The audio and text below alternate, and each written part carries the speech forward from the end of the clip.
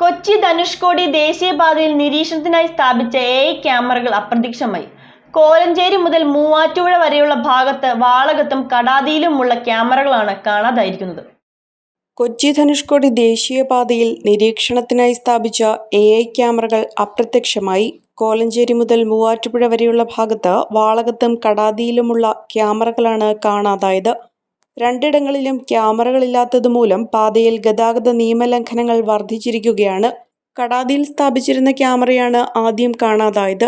Road വീതി കൂട്ടുന്ന ജോലികൾക്കിടെ camera സ്ഥാപിച്ചിരുന്ന ഇരുമ്പ് തൂൺ മറിഞ്ഞു വീണതിന് പിന്നാലെ ക്യാമറയും അപ്രത്യക്ഷമായി.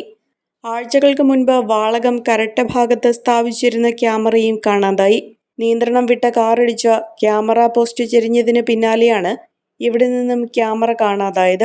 അപകടമുണ്ടാക്കിയ കാർ ഓടിച്ചിരുന്നയാൾ നടപടി ഭയന്ന് ക്യാമറ ഊരിയെടുത്ത് കടന്നതാണെന്ന് നാട്ടുകാരിൽ ചിലർ പറയുന്നുണ്ടെങ്കിലും അതല്ല, മറ്റാരോ ബോധപൂർവം എടുത്തുകൊണ്ടുപോയതാണെന്ന ആരോപണവും ഉയരുന്നുണ്ട്.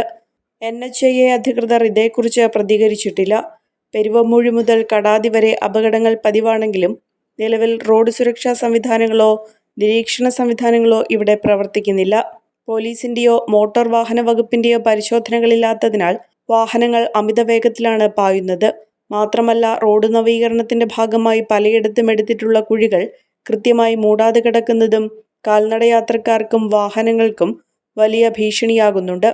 യാത്രക്കാരുടെ ജീവന് സുരക്ഷയുറപ്പാക്കാൻ അടിയന്തരമായി റോഡ് സുരക്ഷാ സംവിധാനങ്ങളും നിരീക്ഷണ ക്യാമറകളും പുനഃസ്ഥാപിക്കണമെന്ന് വാളകം പഞ്ചായത്ത് വൈസ് പ്രസിഡന്റ് ജിജോ പാപ്പാലിൽ ആവശ്യപ്പെട്ടു. വാഹന പരിശോധന കർശനമാക്കണമെന്നും റോഡിലെ അപകടക്കെണികൾ അടിയന്തരമായി ഒഴിവാക്കണമെന്നുമാണ് നാട്ടുകാരുടെ ആവശ്യം.